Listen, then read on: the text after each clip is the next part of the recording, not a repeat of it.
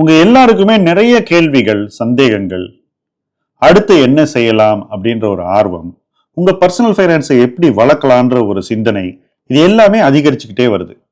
But இது எல்லாத்துக்கும் answers ஈஸியா கிடைக்குதா அப்படின்னு பாத்தீங்கன்னா கிடைக்கல. அந்த ஆன்சர்ஸை உங்களுக்கு ஈஸியா கொண்டு சேர்க்கறதுக்காக தான் ஆஸ்க் M2W எனிதிங்னு ஒரு ஹெல்ப்லைனை நம்ம கிரியேட் பண்ணியிருக்கோம். அதற்கான ஃபார்ம் இந்த வீடியோனுடைய லிங்க்லயே இருக்கு. இந்த ஃபார்மை நீங்க ஃபில் பண்ணீங்கன்னா ஆட்டோமேட்டிக்கா உங்களால நேரடியாக உங்களுடைய கேள்விகளை எங்கள்கிட்ட கேட்க முடியும். உங்களுடைய பர்சனல் ஃபைனான்ஸ் சார்ந்த சந்தேகங்களை நீங்க தீர்த்து கொள்ள முடியும். அது மட்டும் இல்ல, அடுத்தது என்ன செய்யலாம், யார்கிட்ட எப்படி ஆலோசனை வாங்கலாம், ஆலோசனை பெற்று எப்படி வளரலாம்ன்ற அந்த ஒரு தேடல்லையே நீங்க ஈடுபட முடியும். இது எல்லாமே உங்க முன்னாடி இருக்கக்கூடிய சாய்ஸ். இந்த சாய்ஸஸ் நீங்க சரியா செய்யணும்னா ஃபர்ஸ்ட் நீங்க இந்த ஃபார்மை ஃபில் பண்ணிட்டு ஆஸ்க் M2W எனிதிங் ஹெல்ப்லைன்ல பார்ட்டிசிபேட் பண்ணணும், அதுல ஜாயின் பண்ணணும். வாங்க இணைந்து பயணிப்போம்.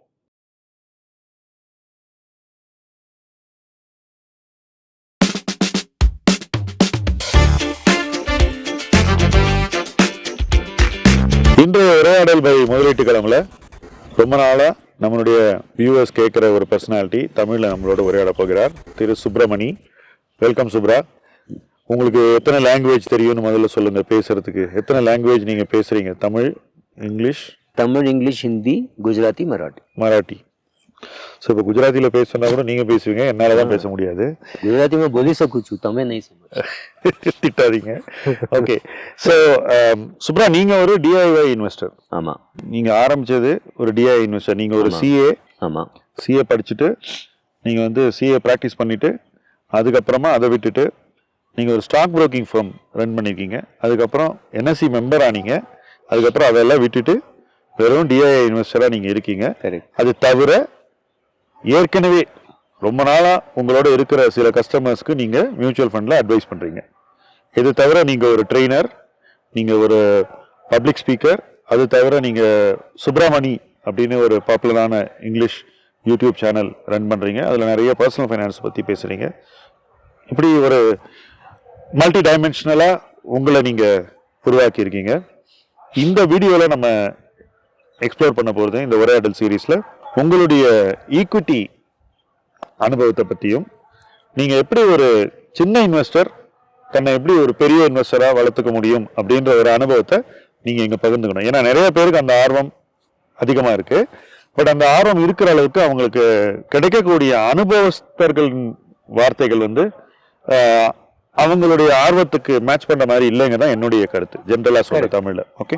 ஸோ நீங்க எவ்வளவு கேபிட்டலோட ஸ்டார்ட் பண்ணீங்க சுப்ரா? உங்க ஸ்டார்டிங் கேபிட்டல் எவ்வளவு? நான் இதெல்லாம் ரொம்ப கணக்கு வச்சுக்கல. அதனாக்க 4000-5000 ரூபா இருந்திருக்கும் மேக்சிமம். 1979 நான் 12ஆம் கிளாஸ்ல இருந்தேன். அப்போ வந்து மைனர் கூட அக்கௌண்ட் ஓப்பன் பண்ணலாம். பேங்க் அக்கௌண்ட் இருந்தால் புரோக்கிங் அக்கௌண்ட் ஓப்பன் பண்ணலாம். இப்போ மாதிரி ரூல்ஸ்லாம் கிடையாது. அப்புறம் எங்கள் அப்பாவோட போர்ட்ஃபோலியோ இருந்தது. எங்கள் அப்பா கிட்ட 1957 வாங்கின ஷேர்ஸ்லேருந்து இருக்குது. ஸோ அது இல்லாமல் அஃப்கோர்ஸ் ஒரு செக்யூரிட்டி மாதிரி இருந்தது எனக்கு. நான் கடன் வாங்கிலாம் பண்ணல. ஸோ நான் அதை பார்த்துருந்தேன், அப்பாவோட போர்ட்ஃபோலியோலாம் பார்த்து. அதுக்கப்புறம் நான் காட்கோப்பரில் இருந்தேன். காட்கோப்பரில் என்னன்னா நிறைய குஜராத்திக்காரங்க, சுற்றி ஃபுல்லாக குஜராத்திஸ். அதனால தான் நான் குஜராத்தி பேசுகிறேன். அதனால தான் இதில் மியூச்சுவல் ஃபண்ட்லேயே வந்தேன். இதே நான் மட்டுங்காலில் இருந்திருந்தாக்கா வந்திருக்க மாட்டேன்னா இருக்கும். அப்போ உங்க தமிழ் பெட்டராக இருந்திருக்குமே. இல்ல, தமிழ் இப்படிதான் இருந்திருக்கும். ஏன்னா தமிழுக்குள்ள வீட்டுக்குள்ளதான் தமிழ். வீட்டுக்கு வெளியில போனா ஹிந்தி, மராட்டி, குஜராத்தி. ஸ்டாக் மார்க்கெட்ல லாங்குவேஜ் வந்து குஜராத்தி தான். அங்க நீங்க ஹிந்தி கூட அவ்வளவு அவசியம் இல்லை, வெறும் குஜராத்தி தெரிஞ்சா போறோம். மட்டுங்கால மார்க்கெட்ல தமிழ் தெரிஞ்சா போறோம். அந்த கரிகாக்காரனுக்கு எல்லாருக்கும் தமிழ் வார்த்தைகளும் தெரியும், தமிழ் கரிகா பேரும் தெரியும், எல்லாம் தெரியும். ஸோ அங்கே வந்து எங்கள் பாட்டிக்கெல்லாம் ஹிந்தி அவசியமாகவே இருக்குல்ல. மேனேஜ் இந்த மட்டுங்க அது சென்னை மாதிரி. So you are telling about 5000 starting. 4000-5000 ரூபா இருந்திருக்கும். அது கூட எனக்கு டவுட்ஃபுல் தான். என்ன ஏதோ கொஞ்சம் 2 ஃபிக்ஸ்ட் டெபாசிட் ஏதோ இருந்தது என் பேரில். அது வந்து இந்த ப்ரெஷர் குக்கர் அப்ளையன்சஸ். அப்போ பேர் அப்போ பேர் ப்ரெஷர் குக்கர் அப்ளையன்சஸ். அப்புறம் தான் பேர் ஹாக்கின்ஸ் இந்த மாதிரி இது.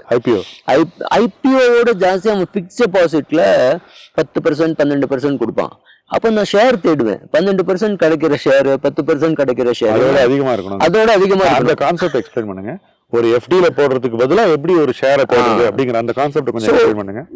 அதுல ஷேர் மார்க்கெட்ல லாஸ் ஆகும்னு தெரியும், ஆனாக்க கெயின் வருங்கிறதும் தெரியும். அதனால அதுல எவ்வளவு ரிட்டர்ன் வருதுன்னா ஒரு 5 வருஷத்துல டபுள் ஆயிடும், 6 வருஷத்துல டபுள் ஆயிடும்னு கொஞ்சம் ஐ வாஸ் ஷுவர். ஸோ அந்த மாதிரி ஷேர்லாம் வாங்கி அதில் வந்து 7%, 8%, 10% டிவிடெண்டும் வரும்.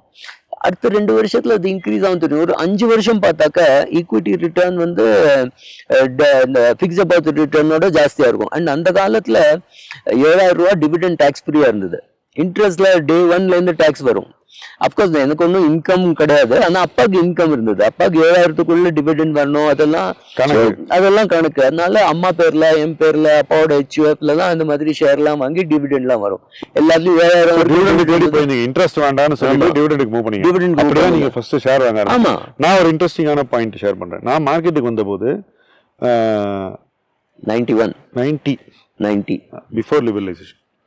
ஸோ அதுக்கப்புறம் ஹர்ஷத் மேத்தா கிராஷ் நடக்குது. இது நடக்கும்போது நான் என்ன யோசிக்கிறேன்னாக்கா, எப்படி நம்ம வந்து விழாம இருக்கிறது.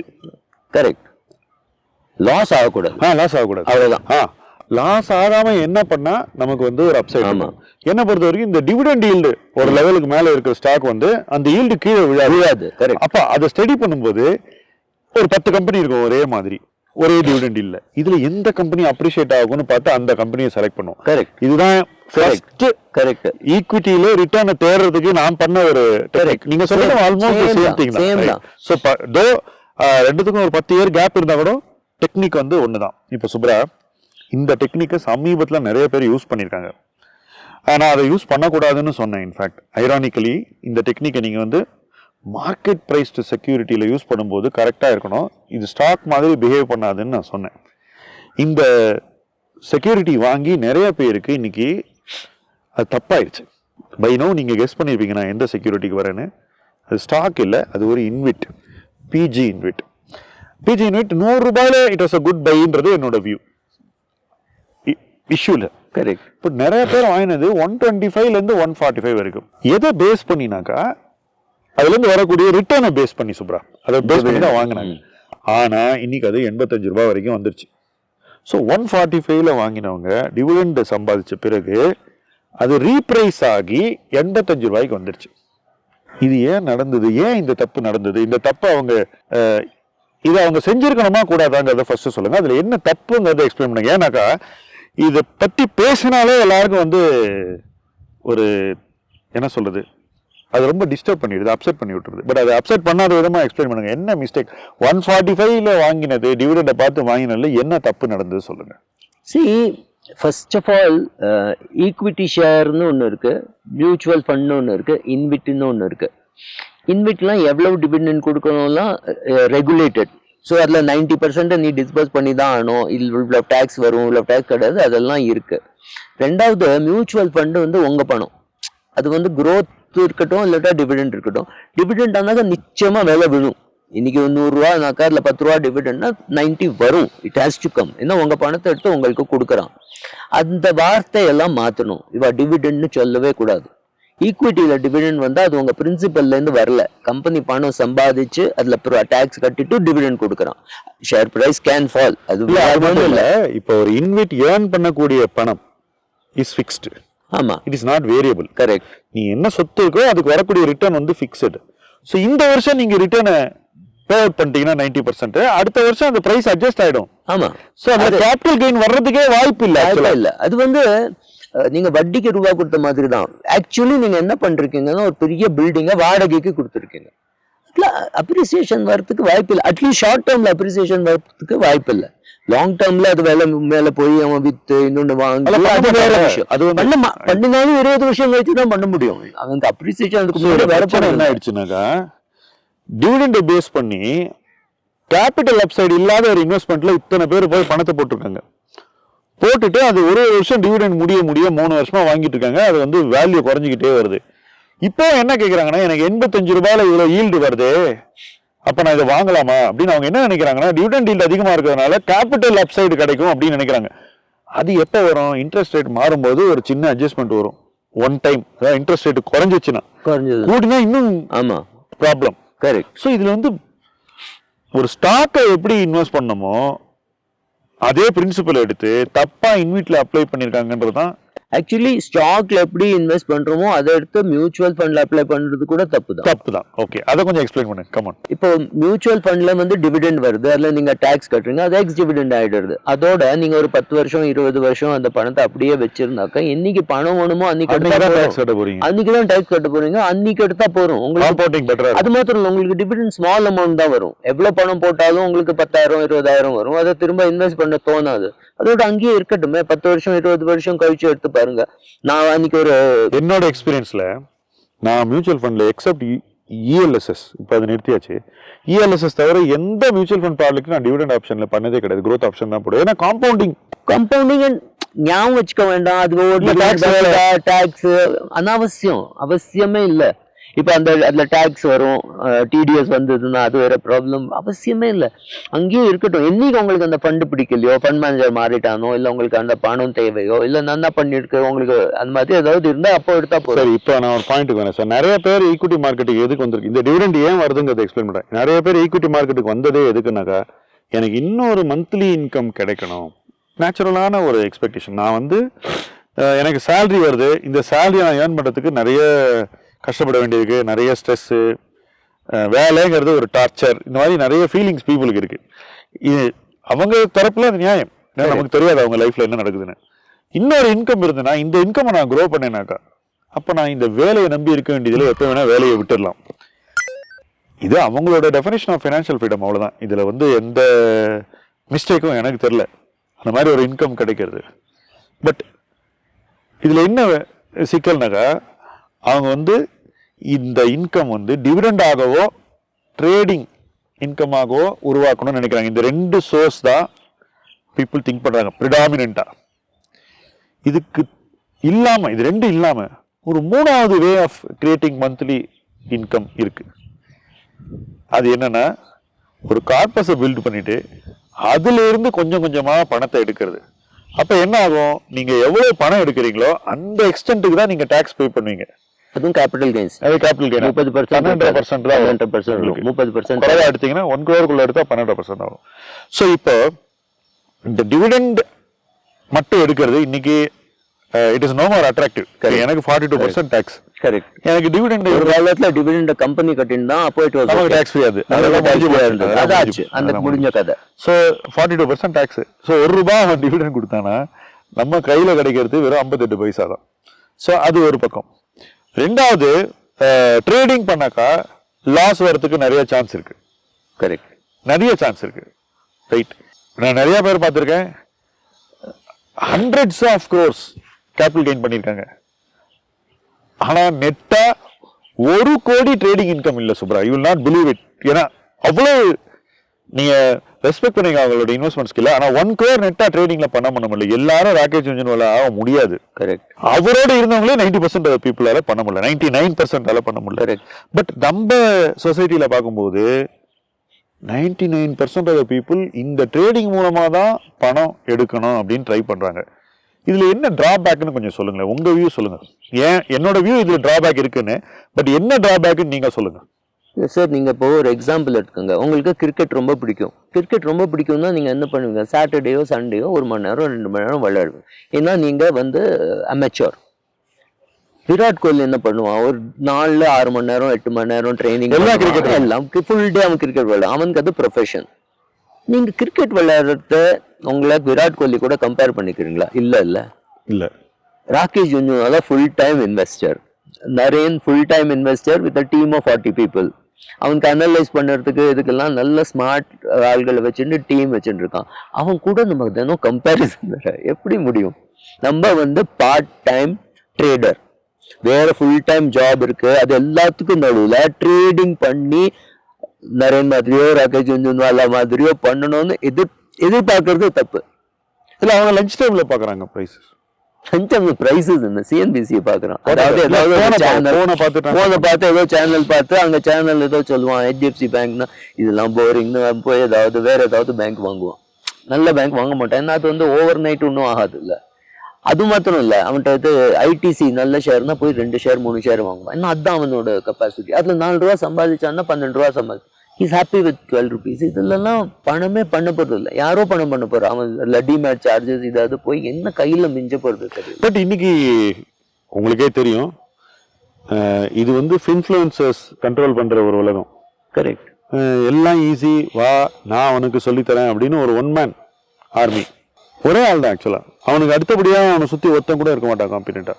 இந்த 1% சொல்லக்கூடிய விஷயங்கள் தான் இன்னைக்கு வந்து எல்லார் மைண்ட்லையும் போய் சேருது. ஓகே, இது வந்து இங்கிலீஷில் பயங்கரமாக நடக்குது, ஹிந்தியில் பயங்கரமாக நடக்குது, அதை விட பயங்கரமாக நடக்குது, இங்கிலீஷ் ஹிந்திக்கு மேலே குஜராத்தியில் நடக்குது. கரெக்ட். ரைட். ரிலேட்டிவாக பார்த்தீங்கன்னா தமிழ்லாம் வந்து ஹார்ம்லெஸ் ரொம்ப கம்மியாக நடக்குது.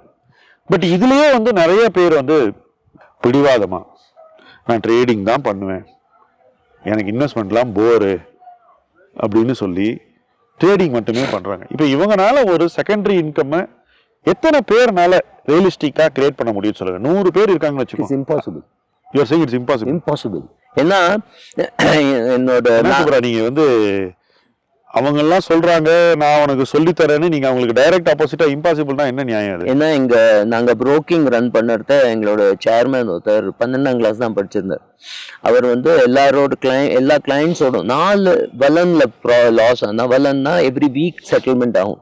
4 வீக் கண்டினியூஸா லாஸ் ஆனா உட்காந்து ட்ரேட் எல்லாம் பார்ப்பாரு. அவர்கிட்ட வந்து அந்த காலத்துல கிளைண்ட் கிடைக்கிறதும் கஷ்டம், எல்லாரும் ரொம்ப கிளைண்ட் கிடைக்கிறது ரொம்ப கஷ்டம். அந்த கிளைண்ட் பார்ப்பாரு, 4 வீக்ல லாஸ் ஆனாக்கா அவனை நீ வேற எங்கேயாவது பிசினஸ் பண்ணுன்னு அனுப்பிச்சுடுவார்.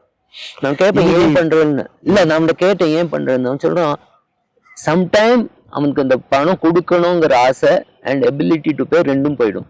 கொடுக்கறதுக்கு இஷ்டமும் இருக்காது, கொடுக்கறதுக்கு கேப்பபிலிட்டியும் இருக்காது. லாஸ் பண்ணினாக்க நான் லாஸ். ஏன்னா புரோக்கிங் வந்து ரொம்ப லோ மார்ஜின் பிசினஸ். ஒரு கிளைண்ட் ஃப்ராட் பண்ணிட்டா டிஃபால்ட் பண்ணிட்டான்னா ஒரு 10 நாள் இன்கம் போயிடும். ஏன்னா மார்ஜின்ஸ் இல்லையா சார்? உங்க பணத்தை எடுத்து வச்சிருந்தானே பிளாட்ஃபார்ம்ல உங்களுக்கு இன்னைக்கு அதை பண்றான். ஆனாக்கா அவன் லாஸ் யாரு கட்டுறா? அவ அப்பாவோ ஹஸ்பண்டோ ஒய்ஃபோ அந்த மாதிரி யாரோ கட்டுறா. நிறைய விமென், நிறைய 80-year-old men, 70-year-old men இந்த பேங்க் ரிலேஷன்ஷிப் மேனேஜர், அந்த புரோக்கிங் ரிலேஷன்ஷிப் மேனேஜர் வந்து சார் எஃப்என்டோ பண்ணுங்க சார், 1 லாட் வாங்கோ, 2 லாட் வாங்கோ, அப்புறம் எல்லாம் யுதிஷ்டர் மாதிரி அது போட்டுட்டே இருக்கான். 50 லட்சம் 40 லட்சம்லாம் லாஸ் ஆன பிறகு தான் அவளுக்கு தெரியறது என்ன ஆகுதுன்னு. என்ன ஏதோ டிமேட் அக்கௌண்ட்ல இருந்து ஷேர் பாட்டுக்கு போயிட்டு இருக்கு, பார்க்கலன்னா அப்படி வேற ஃபண்ட் பண்றோம். லாஸ்ட் இயர் நீங்க பாருங்க 2024 செபி சேர்மன் சொன்னாங்க நவம்பர்லயோ அக்டோபர்லயோ, இந்த வருஷம் ஏப்ரல்ல இருந்து இது வரைக்கும் 1.5 லட்சம் கோடி ரூபாய் ரீட்டைல் இன்வெஸ்டர்ஸ் எஃப்என்டோல லூஸ் பண்ணிருக்காங்க. முக்காவாசி லூஸ் பண்ணது ரீட்டைல் தான். ஆமா ஆமா obviously லூஸ் பண்ணிட்டு இந்த சைஸ் இவ்வளவு லட்சத்துக்கு கீழே எவ்வளவு பேர் லூஸ் பண்ணிருக்காங்க டேட்டாவே ஃபுல்லா ரிப்போர்ட் போட்டிருக்காங்க, பொது வெளியில கொடுத்துருக்காங்க. நான் இம்பாசிபிள் சொல்றது அதான் சொல்றேன். எவ்வளவு பேர் இதுல நிஜமாவே பணம் பண்ண போறாங்க, ஒரு வெரி ஃபியூ. இதை வந்து என்னோட பாஸ் வந்து இருந்தார் புரோக்கிங்ல, அவர் சொல்லுவாரு இவளெல்லாம் ஒன்றும் சொல்லாத.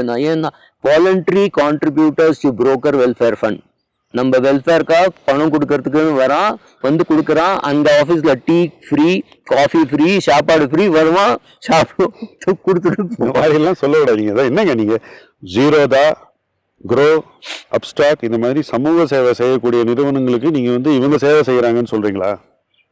நீங்க அவளோட பிஎன்டி பாத்தீங்களா? இன்வெஸ்டர் வந்து இவங்களெல்லாம் வந்து சமூக சேவை செய்யக்கூடிய, சமூகத்துக்காக சேவை செய்யற நிறுவனம் சொல்றா, நீங்க என்னடா அவனுக்காக இவங்க சேவை செய்யறான்னு சொல்றீங்க சார். எண்ட் ஆஃப் த டே பாத்தீங்கன்னா அவன் வந்து 70,000 80,000 ஏதோ லாஸ் பண்ணிருப்பான் மாசம். அதுல அவன் 10,000 20,000 புரோக்கரேஜும் கட்டிருப்பான். ஸோ யாருக்கு சேவை பண்ண? ஜீரோ புரோக்கரேஜ்ல எப்படி புரோக்கரேஜ் வரும்? அதுல ஏதாவது ஒரு சார்ஜஸ் வராதா? ஒண்ணுமே சார். Very simple. இங்கிலீஷ்ல ஒரு சேயிங் ஒன்று இல்லை, there is no free lunch. நாம எதுக்கு உங்களுக்கு ஃப்ரீயா கொடுக்கணும்? நாங்க வந்து புரோக்கிங் ரன் பண்ணத டீ காஃபி சாப்பாடு ஃப்ரீயா கொடுத்துருந்தோம். அது கொஞ்சம் எக்ஸ்பிளைன் பண்ணுங்க. அதாவது நான் வந்து 9th 10th ஸ்டாண்டர்ட் படிக்கும்போது எங்கள் வீட்டு பக்கத்து வீட்டில் ஒரு கார்ட்ஸ் கிளப் நடந்தது. அந்த கிளப்பில் பெஸ்ட் பார்ட் என்ன தெரியுமா? கேன்டீன் தான். கார்ட்ஸ் விளையாட வரவங்களுக்கு காலையில் 10 மணிலேருந்து நைட்டு 10:30 மணி வரைக்கும் கண்டினியூஸாக ஃபுட்டு காஃபி டிஃபன். எதுக்குன்னா அந்த சேரை விட்டு அவன் எந்திரிக்க கூடாதான். நாங்கள் அதே பண்ணிருந்தோம். அந்த செலவு இல்லாமல் ஜீரோதா பண்ணுறான் சார். நாங்கள் வந்து உங்கள் செலவில் நீங்கள் ஸ்விக்கியில் ஆர்டர் பண்ணிட்டு சாப்பிட்டுட்டு அவனுக்கு நீங்கள் இன்கம் கொடுத்துட்டு இருக்கீங்க நீங்கள். ஸோ நீ என்ன பண்ணுறன்னு உனக்கு தெரியாட்டா இது ப்ராப்ளம். அண்ட் யார் கூட கம்பேர் பண்ணிக்கிற? நீ வந்து நெமிஷ் கூட கம்பேர் பண்ணிக்கிற, ராகேஷ் ஜுன்ஜுன்வாலா கூட கம்பேர் பண்ணிக்கிற, உத்பல் சேத் கூட கம்பேர் பண்ணிக்கிற. நீ கிரிக்கெட் விளையாடுறத விராட் கோலி இல்ல, அந்த கம்பேரிசன்லாம் இல்லை சார். ஆக்சுவலா நியாயமாக சொல்லணும்னா இன்வெஸ்டர் வந்து அவ்வளோ பெரிய ஆட்கள்லாம் பார்த்து அப்படி ஆகணும்லாம் நினைக்கிறதில்ல. அவங்க ஒரு இன்ஃப்ளூயன்சரை பார்க்குறாங்க. அவன் சொல்கிறான் நான் இவ்வளோ பணம் பண்ணேன்னு. அவன் ஏதோ ஒரு வெரிஃபைடு ஸ்க்ரீன்ஷாட். சார் இந்த வெரிஃபைடு ஸ்க்ரீன்ஷாட்டில் என்ன தெரியுமா, நீங்கள் ஒரு ட்ரேடை போடலாம், ஆப்போசிட் பார்ட்டியை நீங்களே செட் பண்ணலாம். புரிஞ்சுக்கங்க. கரெக்ட். பண்ணிவிட்டு ஒரு 2 லட்சம் 3 லட்சம் டெய்லி ப்ராஃபிட் பண்ணி காட்டலாம். ரைட். அந்த ஸ்க்ரீன்ஷாட் வெரிஃபை பண்ணி நீங்கள் போட்டுருவீங்க. இதெல்லாம் ஜீரோவோடய சேர்ந்து கொலாபரேட் பண்ணிலாம் பண்ணுறாங்க. அப்போ என்ன ஆகுதுன்னா, இதை பார்க்குறவனுக்கு இவர் நிஜமாவே ப்ராஃபிட் பண்ணுறாரு, நம்ம ஏன் பண்ணக்கூடாதுன்ற ஒரு ஆசை வருது. இப்போ இவனுக்கு இன்னொரு ஆள் இருக்கான், ஒரு ட்ரெயினர், வா நான் உனக்கு இந்த டெக்னிக்கெல்லாம் சொல்லித்தரேன் அப்படின்னு சொல்லிட்டு இன்னைக்கு கிட்டத்தட்ட எலியட் வேவ் தியரி, இந்த கேண்டில் ஸ்டிக்கு அது இதுன்னு இந்த டெக்னிக்கல்ஸை படிக்கிறவங்களே இன்னைக்கு வந்து லட்சக்கணக்கான பேர் இருக்காங்க. ரைட். இவங்க எல்லாரும் தான் இன்னைக்கு வந்து புரோக்கரேஜ் இண்டஸ்ட்ரியை வாழ வைக்கும் தெய்வங்கள். ஆக்சுவலா பாத்தீங்கன்னா உங்க டைம்ல இந்த மாதிரி வாழ வைக்கிற தெய்வங்கள் இல்ல, ஒத்துருமே இருக்குல்ல. வெறும் இந்த எக்கனாமிக் டைம்ஸ் ஏதாவது தான் படிக்கணும்.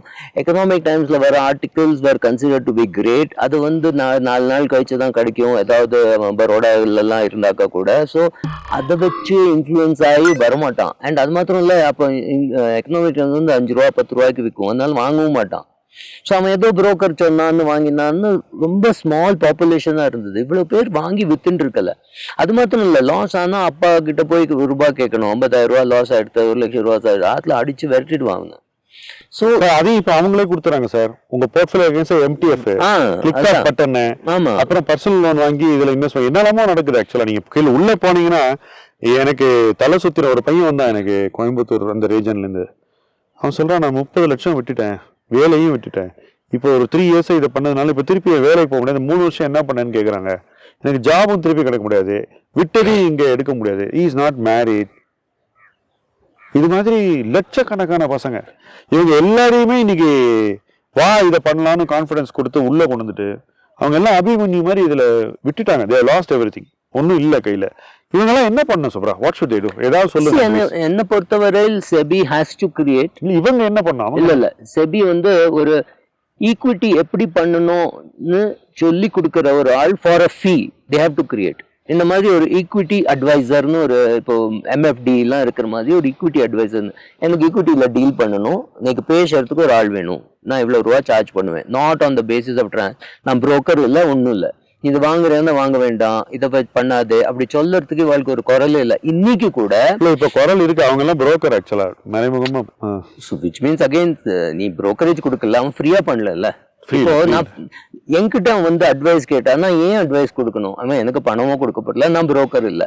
பட் நீ எனக்கு ஃபீஸ் கொடு, நான் சொல்றேன் இது பண்ணலாமா வேண்டாமா. நான் அதில் அவ்வளவுதான் சொல்லுவேன். நான் இதை பண்ணாதே தான் சொல்லுவேன். நீ இந்த ஷேர் வாங்குறேன்னா வேண்டாம், இல்லை இது வாங்கட்டுமா வாங்கு, ஆனால் 10 வருஷம் ஆகும், அந்த மாதிரி தான் சொல்லுவேன். இதை வாங்காத. நான் PMS அட்வைசர் இல்லை, நான் அறையே இல்லை, நான் வந்து புரோக்கர் இல்லை. பட் எனக்கு ஃபீஸ் சம்பாதிக்கிறதுக்கு ஏதாவது ஒரு வழி இருக்கணும். நீ சும்மா என்கிட்ட வந்துட்டு கேட்காமக்கு ஏதாவது பண்ணிட்டு அப்புறம் நான் கேட்டேன்னு போய் சொல்லக்கூடாது சார். அதுலலாம் பீப்புளுக்கு இன்ட்ரெஸ்ட் இல்லை சார். பீப்புளுக்கு என்ன இன்ட்ரெஸ்ட் நான் சொல்றேன், நான் பணம் பண்றதுக்கு நீங்க ஒரு பேக்கேஜ் கொடுக்கணும், அதுதான் எக்ஸ்பெக்டேஷன். அந்த மாதிரி ஒரு பேக்கேஜ் இருக்கா? இல்லை, அந்த மாதிரி தான் பேக்கேஜ் கேட்டுன்னு நிறைய பேர் டாக்டர்ட்டையும் வரான். சார் எனக்கு ரொம்ப வெயிட் ஜாஸ்தி ஆகிடுத்து, 10 கிலோ வெயிட் குறைக்கணும். நீ சரி ஒன்று பண்ணு, காலம்புற 6 மணிக்கு என்ன வாக் போட்டு சாப்பாடு குறை. அதெல்லாம் இல்லை சார், ஏதாவது ஒரு மாத்திரை கொடுங்க, அந்த மாத்திரை சாப்பிட்டா வெயிட் குறையும். இல்லை, அந்த மாதிரி ஒரு ப்ராடக்டே கிடையாது. வந்துருச்சு சுப்ரா ஒசம்பிக்னு. எலான் மஸ்க் சாப்பிட்டு வெயிட்டை குறைச்சிட்டானே சார். அது எலான் மஸ்க்கு அதில் ஏதாவது தப்பானா அதை அவனை அதுலேருந்து ரெஸ்கியூ பண்ணுறதுக்கு ஒரு 10 டீம் இருக்கும், டாக்டர் இருப்பான், அவன் மார்ஸ்க்கு போய் ட்ரீட்மெண்ட் பண்ணிப்பான். நம்மளால முடியாது இல்லை. நம்ம கெப்பாசிட்டியில் என்ன இருக்கு பார்க்கணும். சரி, நீ சாப்பாட்டை கண்ட்ரோல் பண்ணி எக்ஸசைஸ் பண்ணி அதெல்லாம் பண்ணினா தான் உனக்கு வந்து வெயிட் குறையும். This is simple. பேக்கேஜே கிடையாது ட்ரேடிங்க்கு. நான் பார்த்தது இல்லை. அப்போ இருக்கிற பேக்கேஜ் எல்லாம் நிஜமாவே என்கிட்ட தினம் ட்ரேட் பண்ணி 2 லட்சம் ரூபா சம்பாதிக்கிற கெப்பாசிட்டி இருந்தா நான் அதுதான் பண்ணுவேன் சார். நான் எதுக்கு சும்மா உட்காந்து யூடியூப் வீடியோ எல்லாம் பண்ணுவேன்? நான் யூடியூப் பண்ணுறது டைம் பாஸ்க்காக. நான் வந்து 4 மணிக்கு பண்றீங்க. ஆமா, தூக்கம் வர்றதுனால இல்ல, 4 மணிக்கு பண்ணதுக்கு காரணம் என்கிட்ட ஸ்டூடியோ கிடையாது. என் வீட்டுல டிஸ்டர்பன்ஸ் வரும். மத்தியானம் 12 மணிக்கு பண்ணா வேலைக்காரி வருவா, பிள்ளை வருவா, பொண்ணு வருவா, யாராவது வருவா. அங்க ஒருத்தரும் டிஸ்டர்ப் பண்ண மாட்டேன், அதனால காலம்பரை பண்றேன். But I am saying so it is not easy. இல்ல அவ்வளவு ஈஸியா இருந்தா தினம் 2 லட்சம் ரூபாய் கேரண்டீட்னாக்க நான் அப்படி காலை போட்டு உட்காந்து வேற காலத்துக்கு கூட நான் உனக்கு 2 லட்சம் சம்பாதிச்சு கொடுக்குறேன்னா எல்லாரும் வருவா, கியூ மாதிரி நிப்பா. என்னால முடியாதுல்ல. நானும் ஏதோ என்னெல்லாமோ பண்ணிட்டு ட்ரேடிங்கும் பண்றேன். ஆனா எனக்கு எப்படி எதை பண்ணக்கூடாது, இது வரைக்கும் நான் ஒரு F&O டிரான்சாக்ஷன் பண்ணினது கிடையாது. ஏன்னா எனக்கு பயம். என்னோட போர்ட்ஃபோலியோ கிரியேட் பண்ணினதே பயத்தினால. நான் பண்ண மாட்டேன், அது தப்புன்னு நான் சொல்லலை. இப்ப நிறைய பேர் போய் ஒரு பார்ல போய் ஒரு பெக் குடிக்கிறவா இருப்பா. ஆனா எனக்கு பயம், நான் ஒண்ணு கொடுத்து அப்புறம் 10 பேருக்கும் ஏறலைன்னா அப்புறம் என்ன பிரயோஜனம்? பாருக்கு போய் என்ன பிரயோஜனம்? ஏதோ பெட்டர்ல நீங்க ஏதோ சினிமா டைலாக்லாம் இப்போ சொல்றீங்க. இல்ல அது வந்து பெட்டர்.